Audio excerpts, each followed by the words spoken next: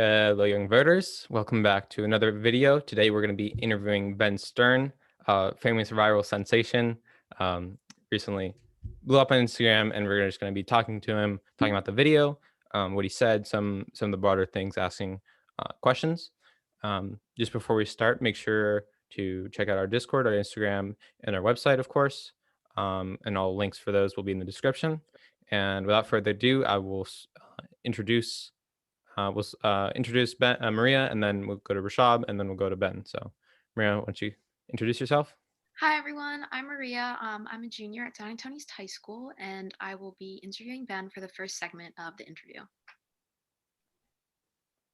Hi, everyone. I'm Rishab. I'm also a junior at Downingtown East High School. I'll be interviewing Ben for the second portion of this interview session.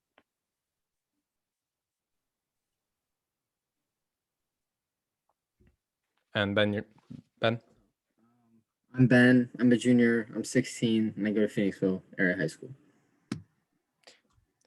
All right. So I think, and I'll be doing the third portion. So I think we're good to go. So Maria, why don't you start with your questions? All right, awesome. So I wanted to start off with, can you just tell us a little bit about yourself? What got you interested to make a video of some of your motivations? So as I said, I'm a junior at Phoenixville. I was born at Paoli, and I went to O&J until about 5th grade. I moved to Phoenixville, and I'm here currently. I think my motives behind the video was just to shed light on current human rights issues. And it was kind of crazy of me to even have to make a video, just because I feel like it shouldn't even be a topic discussed, because it shouldn't even be an issue. But I just was seeing a lot of people advocate for these different movements online. So I just want to shed light on, you're not like false allies, what you can do to help, and the current issues that are going on. Yeah, of course, 100%. I do agree with you that you shouldn't have to make a video talking about these topics, but it kind of seems like necessary in the situation and the society we live in. Yeah. And it's crazy to me how I have to talk about Black Lives Matter and Asian hate when I'm a white male.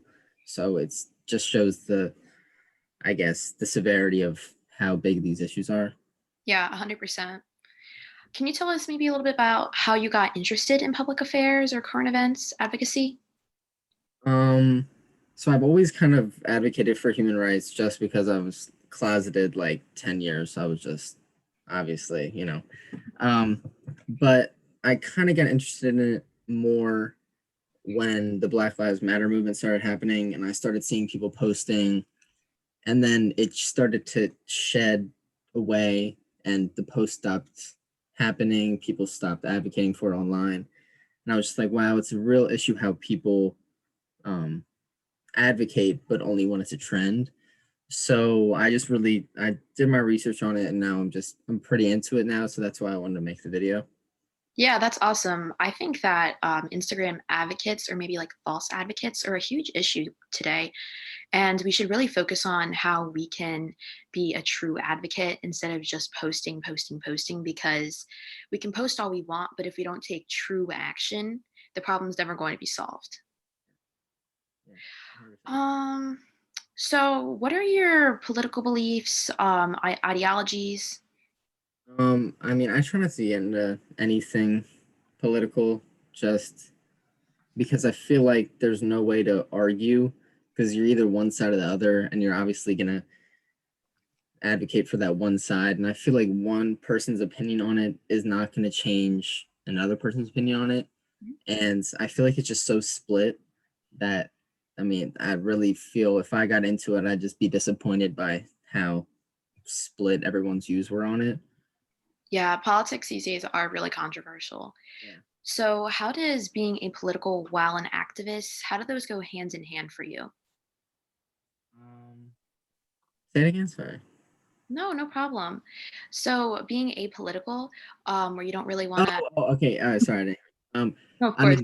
It's crazy to me how I feel that people put human rights with politics, because I feel like they're completely different things, and I feel like they shouldn't even be in the same topic, because your political background or beliefs doesn't have anything to do with human rights.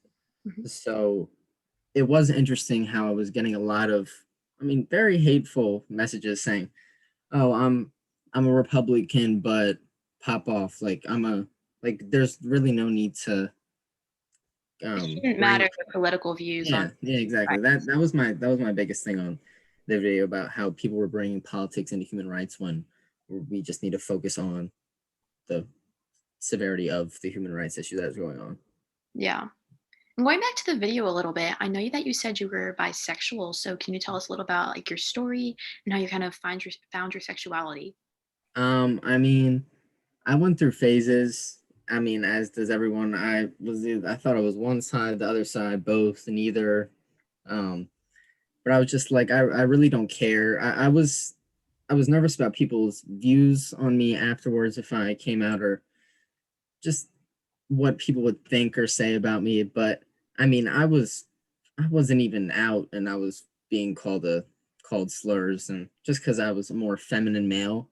Hmm. So I guess I just came one with my sexuality and just kind of put it out there. And I really tried. I thought it was kind of funny how I just let it kind of slipped it into a count like a sentence.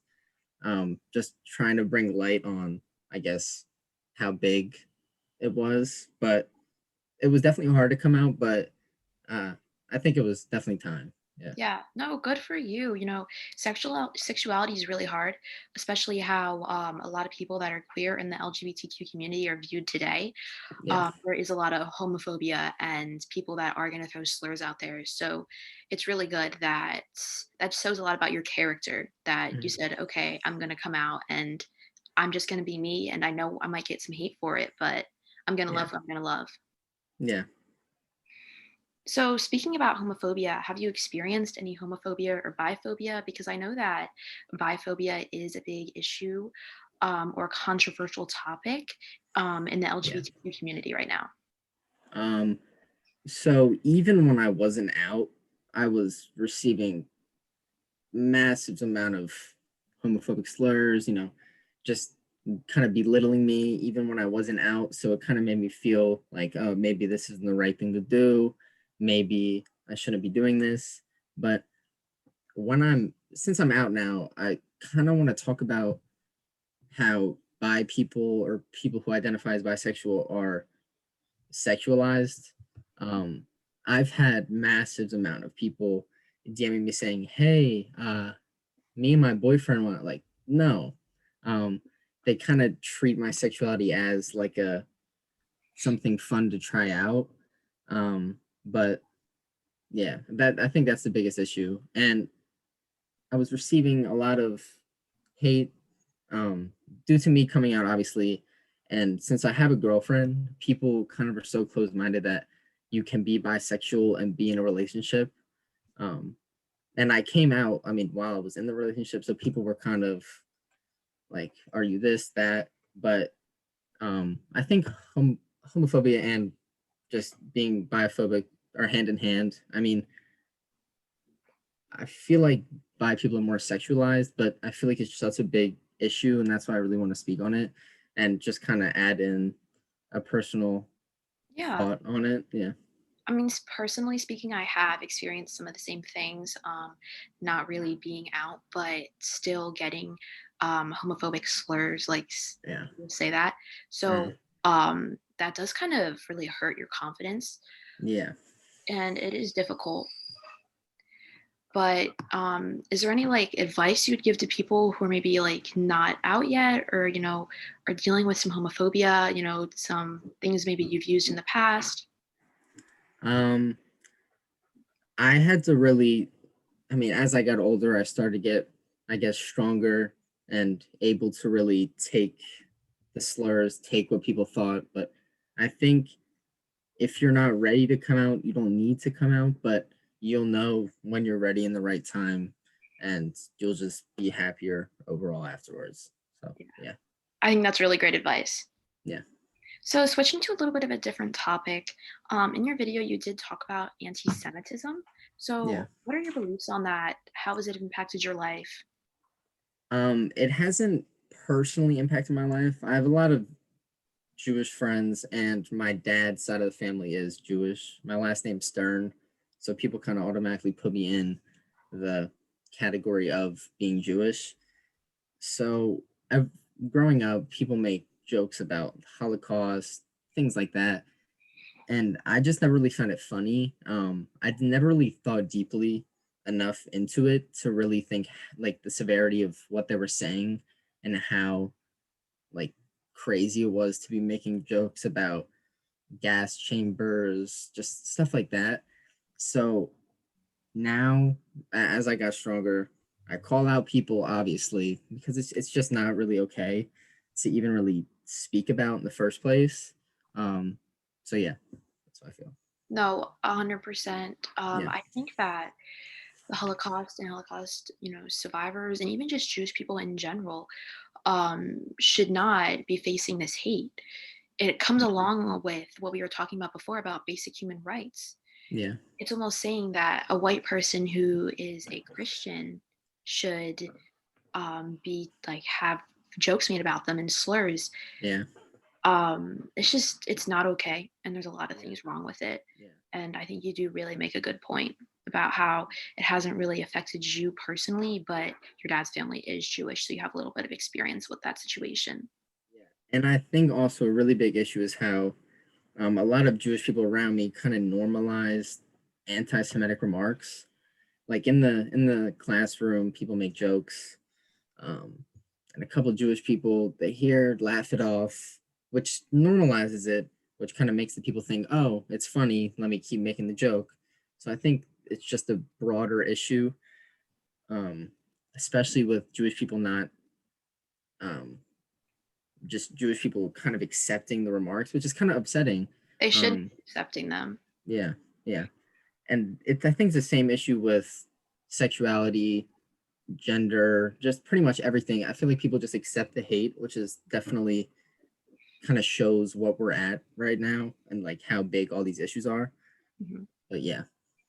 I think that accepting the hate, there's kind of two things that come together with that. It's on one hand, confidence, self-confidence, someone who has a lot of self-confidence about homophobic hate or anti-Semitic hate are going to just maybe brush it off because they don't feel good about it. But for someone who has confidence, be like, hey, that's not okay. Don't say that about, this group I'm associated with. So that's a really big factor, I think. Yeah. But also, these people think that maybe if they speak up and do have that confidence, they'll kind of get a fight back, and they're not always looking to start a fight. But in society now, what do you think has caused a recent rise in anti-Semitism? Like, oh my gosh. I think it's always been an issue, but people have always been silent about it because I mean, there's nothing really they could have done about it because it was so normalized for such a long period of time that people don't understand the severity of the comments that they're making. But I definitely saw a big, big change in the increasing of anti-Semitism after they stormed the Capitol and they had so many crazy things written on their backs, just anti-Semitic remarks, which online makes it seem like it's something that's good or something that should be normalized. So I definitely saw a very big increase after that. It's always been an issue, but it has been a lot recently. So, and I feel like any religion that isn't white Catholic is kind of just pissed on now. Yeah. Like, yeah. Definitely. Even Muslim religions, Yeah. Islamic, there's a lot of hate out there about that, and Yeah. it just needs to stop. Yeah. I think that's all the questions I had for you tonight. If you want to say anything else, give it a go, but I'm all good. Just don't be homophobic. Don't make anti-Semitic remarks. I mean, I shouldn't really have to say it, but that's what I feel like I need to say. But yeah, thank you. No, thank you so much. We're really happy you could come on and speak with us. It was great talking to you. Yeah. All right, that transitions us into the second segment. I had a couple things to ask. It was mostly about your videos, like specifically that video itself and kind of what went into it. So for starters, I guess for our viewers who maybe haven't seen it or like kind of struggle to find the meaning of it, what was the single most important aspect or emotion behind your video that you wanted viewers to take away from it? I think the biggest thing was that a white straight, because I kind of started off the video as a straight male and then kind of transferred to, but um, how I really had to speak on it. I feel like what shows the severity of the issue, and the whole meaning was just to advocate for the movements that are going on and the human rights issue that's going on.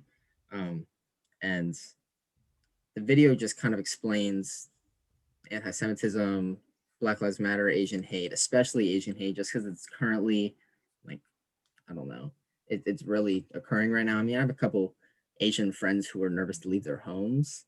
So that was kind of my last straw. So I wanted to make the video. So it kind of just speaks about just all of the different topics and little slivers, which I definitely will be making more, maybe a specific video for one, the other. But it's just kind of speaking about all the issues right now. Right. And I get that. I really appreciate what you've done. And I think it's great, you know, like you said, despite the fact that these things shouldn't have to be said and it shouldn't have to be said by someone like you.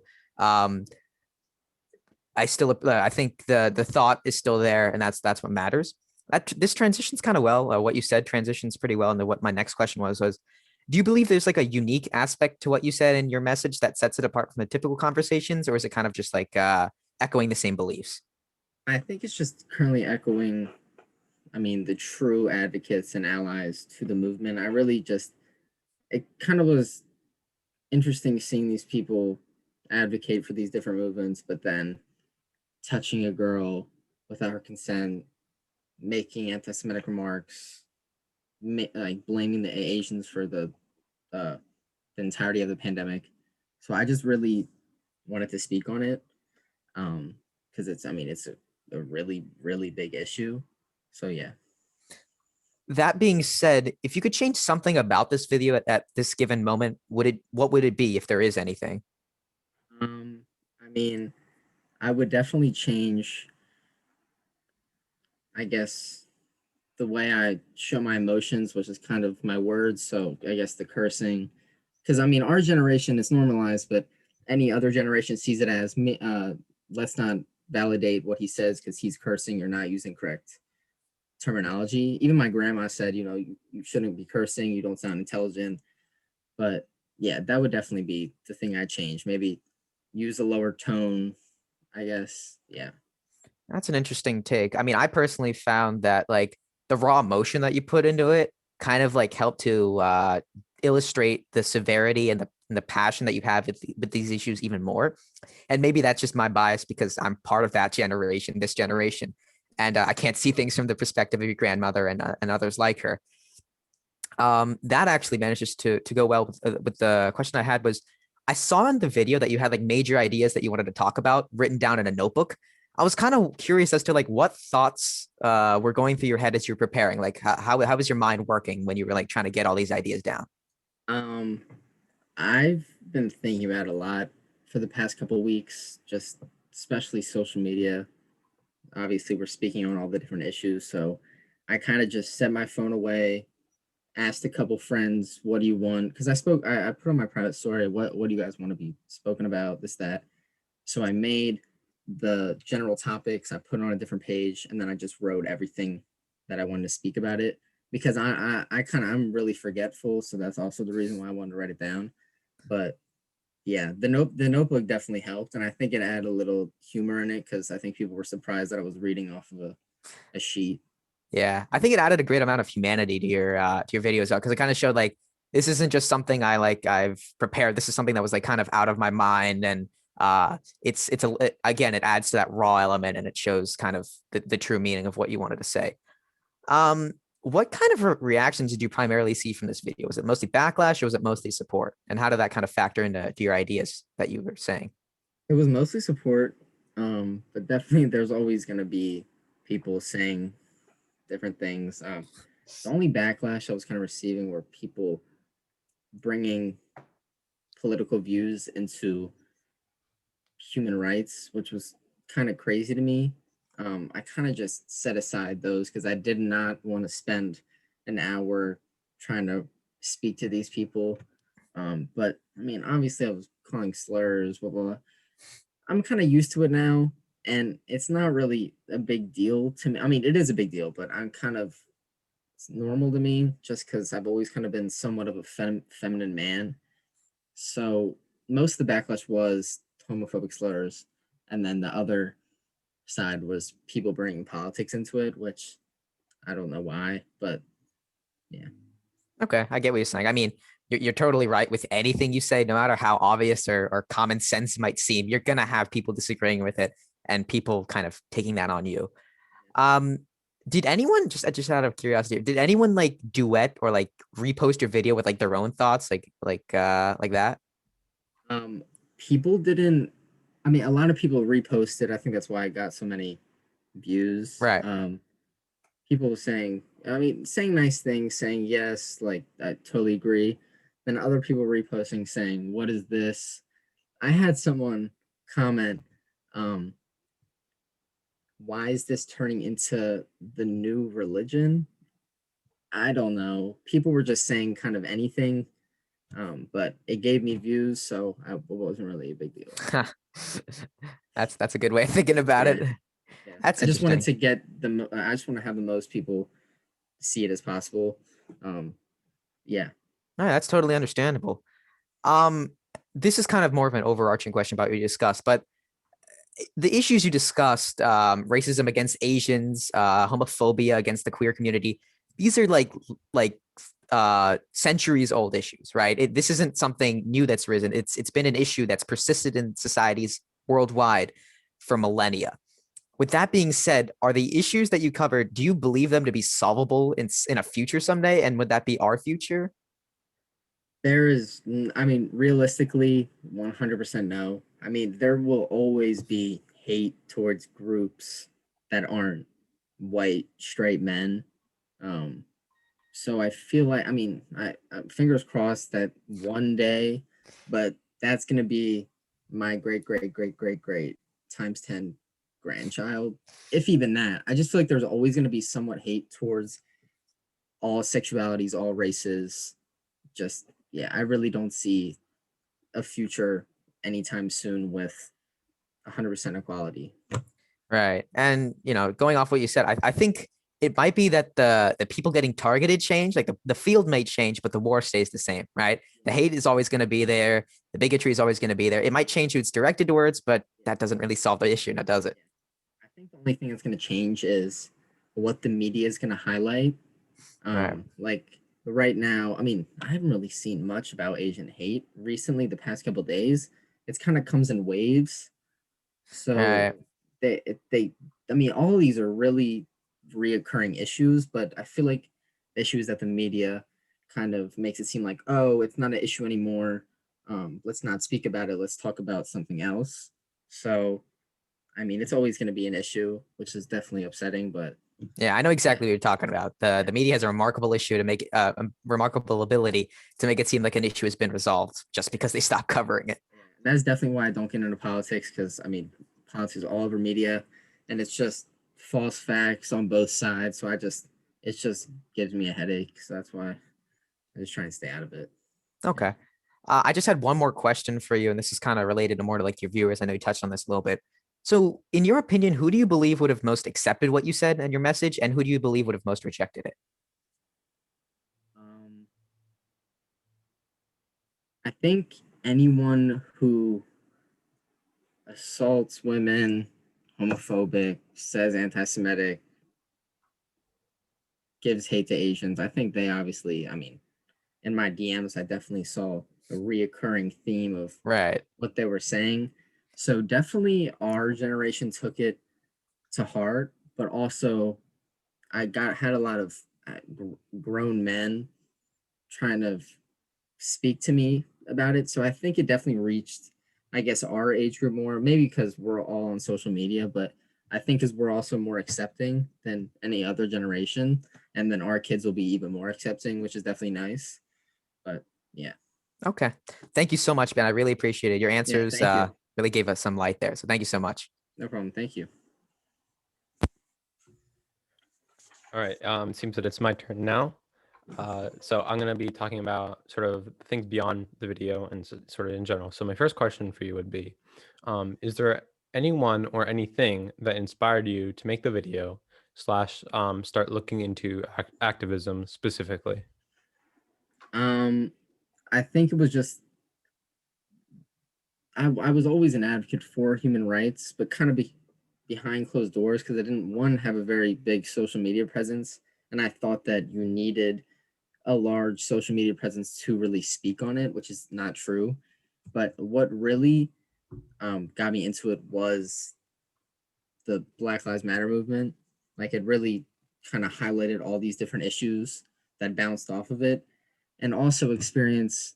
I was working downtown, and I have a friend who's African American, and this woman came by and had a hot coffee, and threw it on her, slurs, this, that. So I really looked into it. I was like, why is this happening?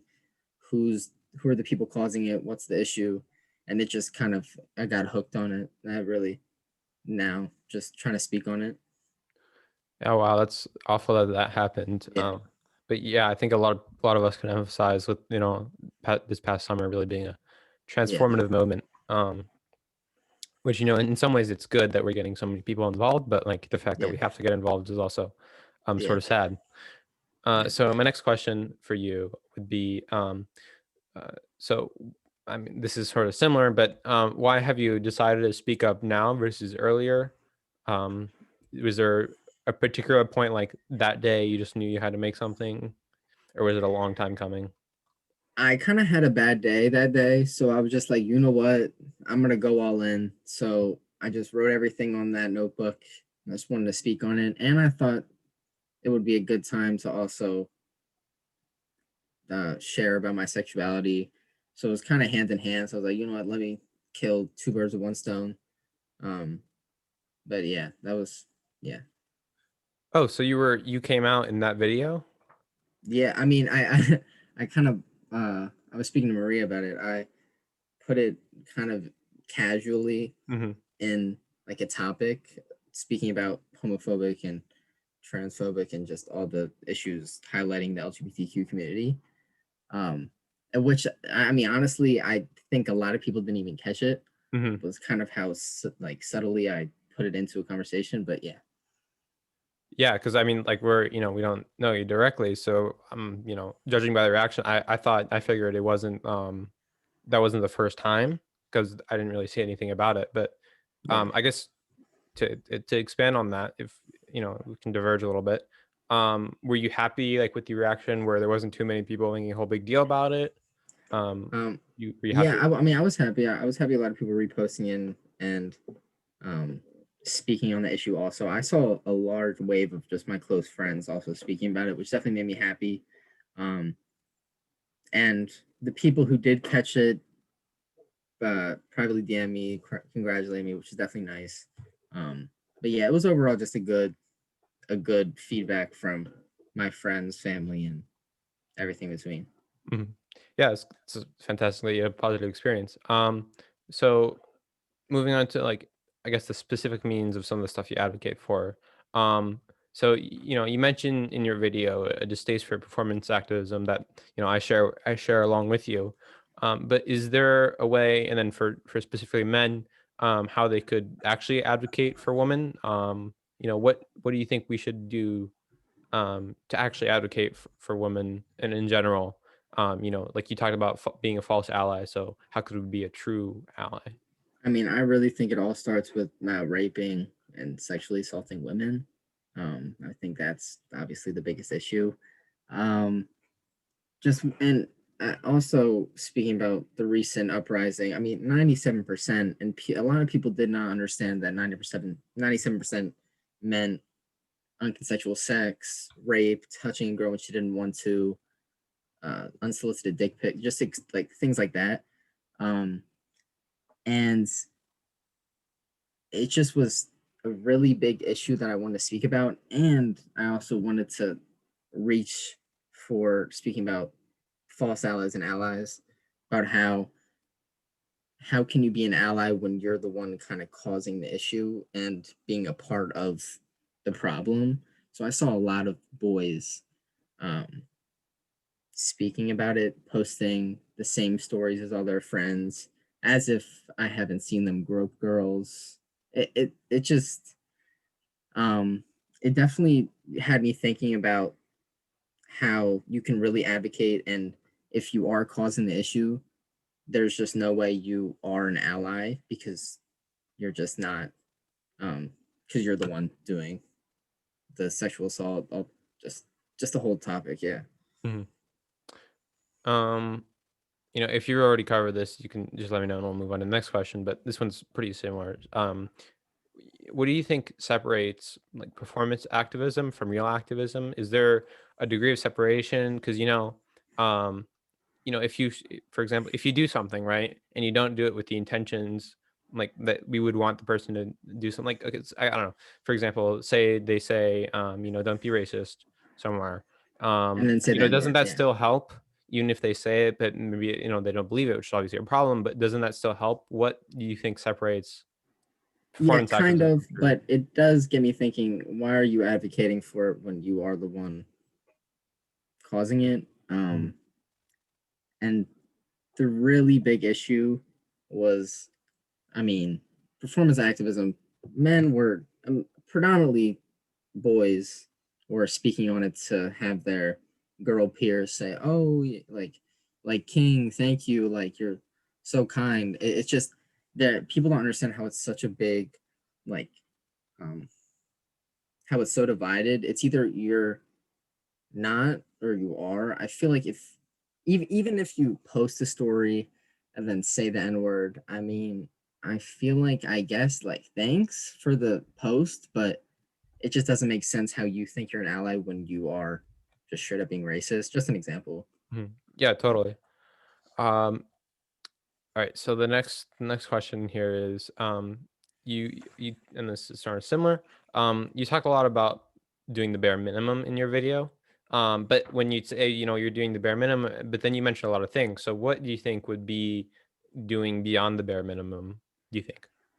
I think, well, the bare minimum is, I think, not being hateful towards certain groups, sexualities, genders, just not being hateful. And then I think beyond the bare minimum would be, I mean, I don't want to applaud myself, but I think it is just really speaking on it. Like the video, I was speaking about how the minimum is just kind of supporting the movements, because if you're not supporting the movements, then what, like, where do you stand, if that makes any sense? Hmm. Um, so yeah, I think a little bit above the bare minimum is just really speaking your view on it and supporting all the different movements. And, by extension of speaking your view, do you mean more in the fact that to express solidarity in a more certain term, or would it be to try and, I guess, convince people or move people or create the societal expectation that this is the bare minimum? Which one would that be? The effect of speaking? Um, can you say it again? Um, Sorry. yeah, sure. Like the when you talk about making speaking up on it, do you think you should do that with the mindset of trying to express greater solidarity, meaning like you etch it in stone directly where you stand, or do you think it's about creating the societal expectation that this is the bare minimum, that this is like what just everybody should be doing, Yeah, and if you're not doing it, you're behind the times? yeah. Yeah, that's exactly how I feel about it. I feel like if you're not doing the bare minimum, then what are you doing? That I feel like the bare minimum is just advocating for it, and if you're not doing it, then I feel like you're just the issue. That's what it. Yeah. Mhm. Um, so this segues nicely into the next question. For those who aren't allies or like who want to be allies, but they have stuff to work on for themselves. They have certain faults. They're falling short in some areas. How do you think we should treat them? Should we ignore them? Should we like attack them? Or should we have should we even bother having deeper conversations with them, or are some people just like a lost cause? Um, yeah. I mean, there are definitely people who are a lost cause. But I think for the people who are trying, I think it is right to give them the benefit of the doubt and to just educate them instead of be hateful and stuff like that. Mhm. So yeah, I think give them the benefit of the doubt, but I mean most of the people are kind of just not gonna ever really advocate for any of it. So I feel like there's the lost cause.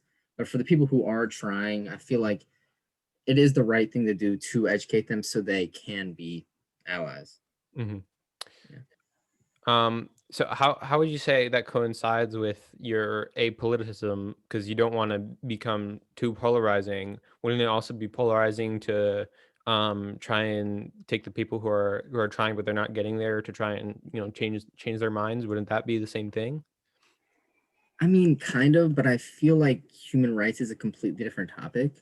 And I feel like there's just no reason to bring it in. I feel like it's just completely like different things. So I didn't really see an issue with it. I Um, see. yeah, if that makes sense. Yeah, sure. Um, and then in general, what do you think the process for activism should be? Should it be making videos like the one you made? Should everybody just have that, or what do you think the greater process should be for I mean, activism in general? I think it first starts with realizing what the issues are and then thinking about how you can help and then being vocal about it and educating others who maybe aren't there yet. Because I think the goal is to just have full equality for all people.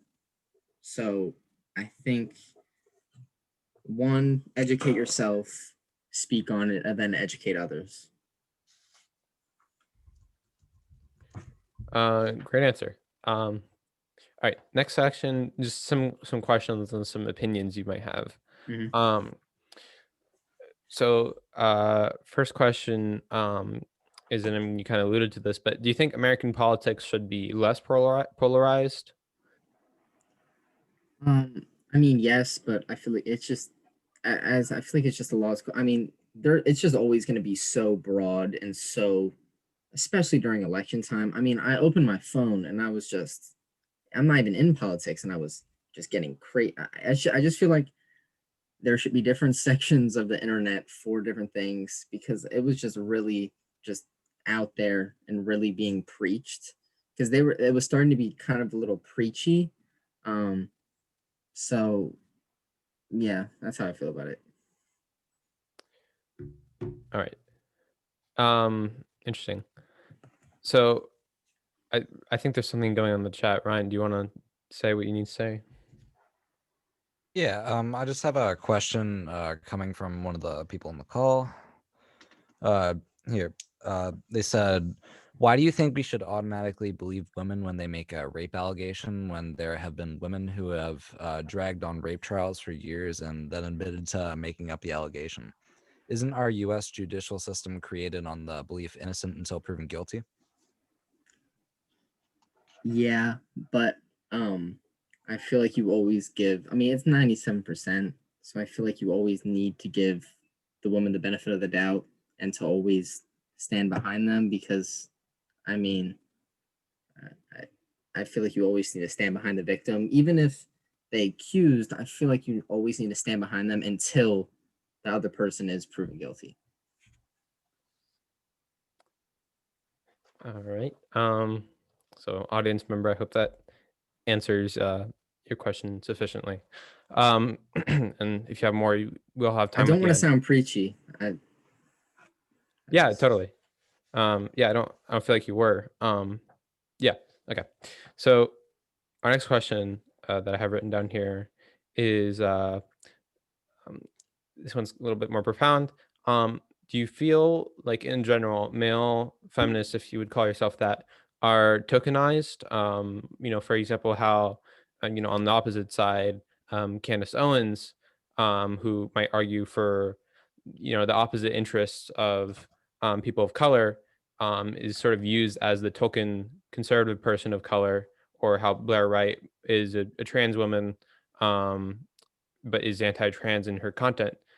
So like they're like the token people on the opposite side. So do you feel like um, if male feminists are tokenized in the same way, and if so, how do you feel about that?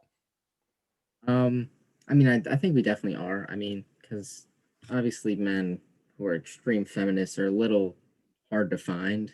I kind of always been just due to growing up with a single mother, realizing the issues, but we definitely are tokenized because of, I mean, I definitely received a crazy amount of validation from girls speaking about thank you, this, that. But I mean, it is what's expected because who else was really speaking that broadly on it?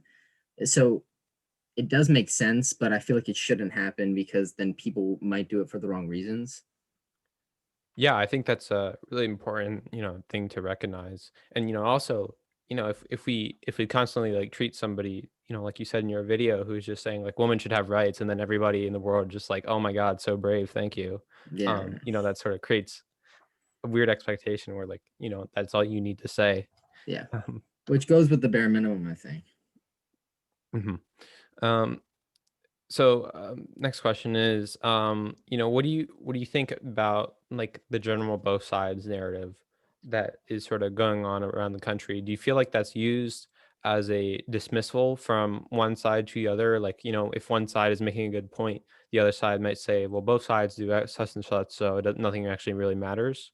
Do you think it's sort of more important to take a stand, or do you think, centrism is the way forward when talking about activism? I mean, I feel like there's definitely just always going to be a division between both sides. So what I feel like is there's no reason to argue, because I feel like you're just going to lose energy, and I feel like most if I mean, thinking about it, obviously people have different views as me, and they think their views are correct. So how am I, one person, going to change an entire side's opinion on basic human rights? There's just no way I can possibly do that.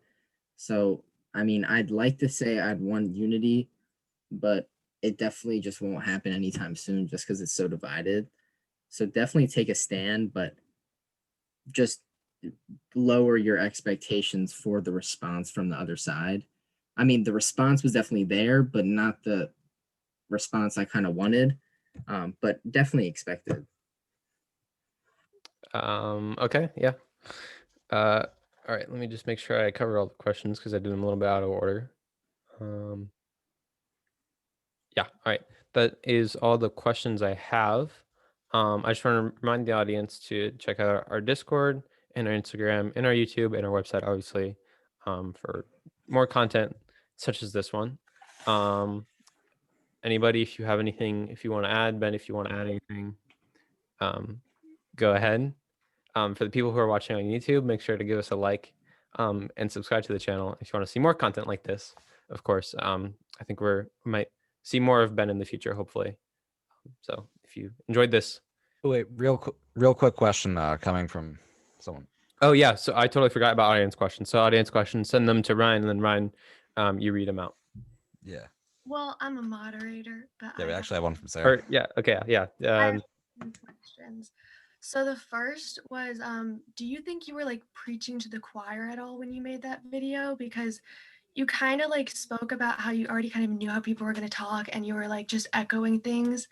So like, I don't know, just did you like think that like something was going to come from it at all? I mean, maybe I'm. There's always going to be different sides, and people are obviously going to take it differently. I just wanted to speak on it and just put my views on my social media. Um, but I mean, I maybe was a little preachy, but I mean, it's human rights, so how preachy can I be? It shouldn't feel preachy, and I shouldn't have to preach about it. But yeah, Okay, no, good answer. I like it. But then you also said that the bare minimum is advocacy. So would you say that right now you're just doing the bare minimum? um, yeah. I mean, a lot of people aren't gonna come on a Zoom meeting talking about human rights, but I think I am doing the bare minimum because I mean, all you need to do is just advocate for the bare minimum, and that's what I'm doing, maybe to a little certain extent, but yeah, I guess you could say I'm doing the bare minimum. Yeah. Okay. And then my next one was you said it was more severe because you were a white and then like in the beginning you were like kind of straight looking man, for you to advocate for these things as opposed to someone who's actually being discriminated. Would you not consider that as you being a white savior in this type of conversation? Oh, I got so many comments on that. I mean, people are obviously going to be saying stuff about white savior because I'm speaking on it, but my big thing was that for a white straight, just because I came out kind of secretly in the video, to have to speak on it, I kind of wanted to shed the topic on if I'm speaking about it, then it definitely is an issue since I'm not being discriminated against. If that So makes like sense. why? Why does it change? Why is it different for you to speak on it than someone else just because you're not being discriminated? Oh, I think because people would expect, let's just say, a black woman or an Asian man to be speaking about the issues that are going on, but I thought that it was a little bit more severe if I was speaking about it. I mean, like in context, just because, I mean, I'm not personally being discriminated against, and I feel like if I have such strong opinions on it, I feel like just to show how strong their opinions on it are, that's kind of what I might have worded it a little wrong, but yeah. No, you good. Sarah, just to jump in, just to reiterate. So what you're trying to say is, like your idea is that the fact that you made the video, that was the statement itself. Like things have gotten that bad where if you're speaking out about it, that was your intention behind that. Yeah, because I never really was very vocal on my social media because I feel like it's just a lost cause just posting a little story about it. I So know I just exactly what wanted you to, mean. Yeah. yeah, I just wanted to make a video, but yeah. All right, any more audience questions? Yeah, we got another. Uh, from the same person as earlier. Why do you believe the bare minimum is advocacy? Do you believe everyone should advocate for every single injustice done in the world? Yeah, I mean, I feel like you need to advocate if you really care. I mean, most people don't care, but that's what I kind of feel like the bare minimum is, just advocating for the issues. And if you're not doing it, I mean, it might just be, I kind of feel like I'm a little preachy, but yeah, that's kind of how I feel about it. That's a great answer. Any more, Ryan?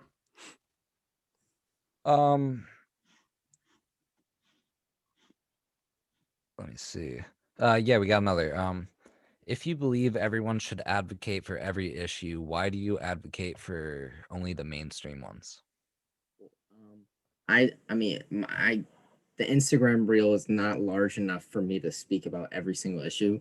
My whole point was just to make a video of the main issues that are currently going on, and then I kind of would shed off of those specific topics to speak about other issues and videos, which I'm making currently. I'm kind of just gonna post them all at once in a reel about all the issues. I mean, issues you most likely don't even think about.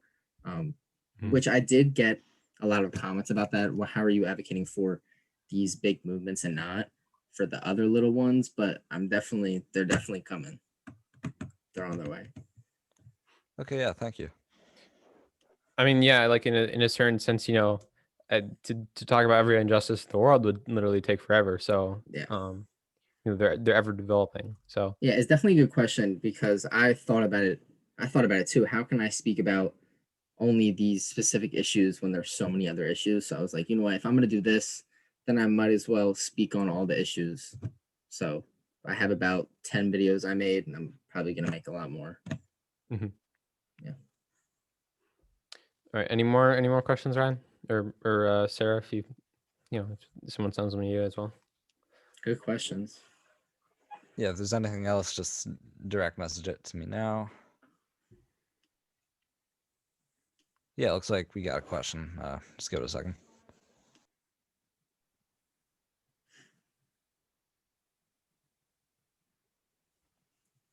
Or if anybody else. Oh no, that one's not published. All right. Wait, so do you have a question or no? No, I don't. I'm Okay. All right. just Well, pending messages from the audience. Okay. I guess, I would have a question for you. So for that answer that you just gave, about not being able to advocate for everything, what about the side of maybe like maybe you left some stuff out because it might be too controversial? Do you think doing that is sort of wrong to do morally, in the sense that like only advocating for the popular things is wrong? Because sometimes there's things that are not popular, like, because all these issues started off as not being popular, but you have to get them somewhere, so you have to start. I feel like even for me to make a video was extremely controversial. But yeah, I mean, I feel like it was already controversial me making a video about all the issues that I felt deeply about. But it will definitely be a little bit more controversial when I talk about deeply the other issues. Yeah. Mm-hmm. Here, I got a flood of questions all of a sudden. So one person in the audience asks, why did you feel it was necessary to make a video? What was the final straw, if there was one? I saw a boy post the story, that one little story that went around, 97% aren't just raped, it's sexually assaulted. And I thought deeply, why is this person posting this? They've done stuff like that. I feel, and I also, the whole video was kind of based off allies and false allies, which I really wanted to talk about because social media kind of has a lot of performative activism in it. So that's kind of just why I wanted to make it. Okay, yeah, and I got another. So if it is impossible to advocate for all the injustices, would you change your answer to bare minimum is respect and then advocate for what you can? Yeah. Yeah. Yeah. Yeah. I think I changed my answer, but I feel like just the bare minimum was, I mean, just because these issues I feel like right now are extremely big. So I feel like the bare minimum right now is to advocate for these, but I mean, it's impossible to kind of shed light on every single injustice going on in the world. So maybe change my answer a little, but if you're doing one, then that's the bare minimum. So Mm-hmm. yeah. Well, I think So I you changed my I answer. think you put it well before. I don't want to put words in your mouth, but you said bare minimum would be to believe all these good things, and then if you want to do something about it, then advocating for it would be the step over that Yeah. you should be doing, but not technically required. Yeah. All right. Just a couple more audience questions, and then I think we're gonna wrap it up there. Yeah. While we wait, Ben, do you have anything you wanted to expand on? I think I've really spoken about everything. So any other question, I'll answer the best of my ability.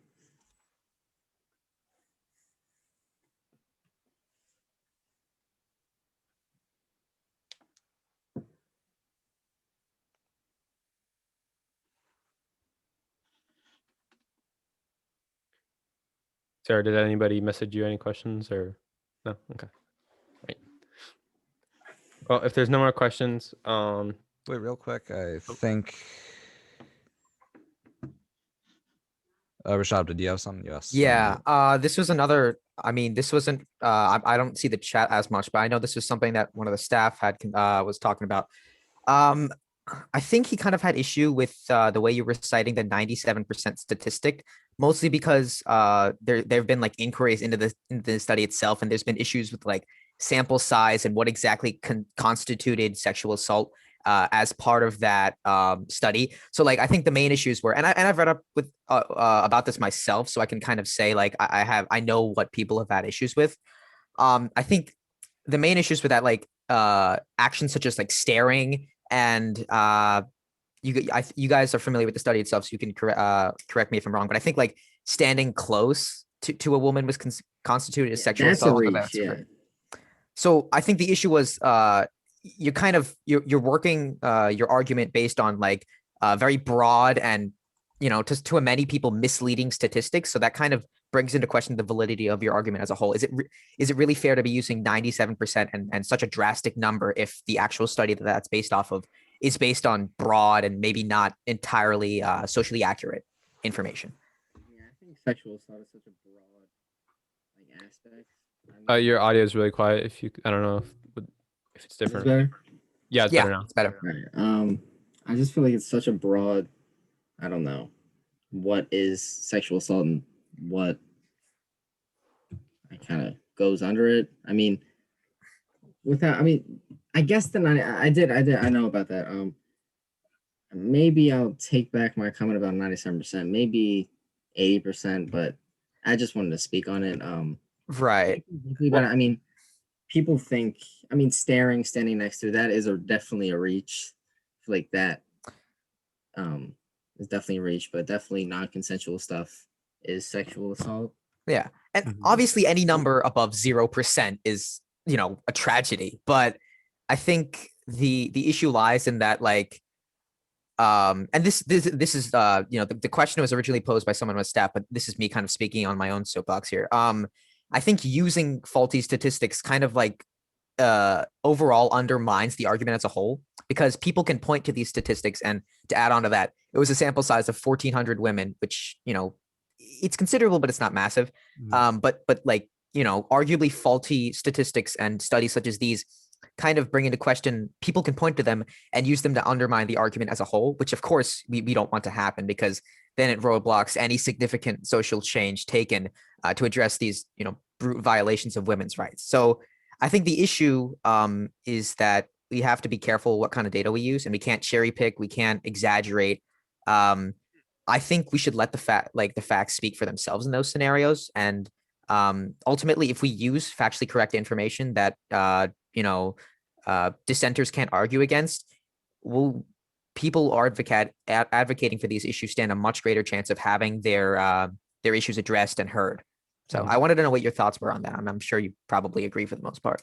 Yeah, I do agree. I think if you don't speak to every single woman, I feel like you won't have an exact number or data on who's been sexually assaulted and not. But I guess 97 was a reach, but I feel like you needed to put a number that large out for people to actually start speaking about it. So I think it was good that that came out, but statistically, no. But I think socially, I think it was good for that to happen, just for people to start speaking on it. Even if it's negative or positive, I think even to shed light on the issue is just good itself. Well, with that, unless we have any like super pressing questions, I think we want to cut it off in the interest of time. But yeah, Sarah or Ryan, let me know if you guys get any super pressing additional questions. But if you don't, I just want to thank you, Ben, for coming on. I want to thank everybody who's been listening so far, and anybody in the future who's going to watch this on YouTube. So hello to everybody from the future. And yeah, just a reminder, as I said before, make sure to subscribe and like, and check out the links in the description for our YouTube and Instagram and Discord and all that stuff. So I think if that's it, if Ryan, just real quick. Oh yeah. Yeah, I was just gonna say, I wanted to add on to what Nico said. It was a pleasure talking to you, man. You're really well spoken. I appreciate your attitudes. It's sorely needed. Your sense of like activism and viewpoint, especially from guys our age. I can personally speak on that one. So it's really refreshing to see this change of pace, and I really look forward to getting to talk to you in the future. Yeah, thank you. Yeah, we'll That's be in great to touch. see it. Thank you for having me. Ryan and Sarah and Maria, if you have anything to add as well. Yeah, it looks like I'm not getting any more messages from the chat. Yeah, thanks. Maria's muted. If you can unmute her. Oh wait, she's muted. I'm sorry. Sarah.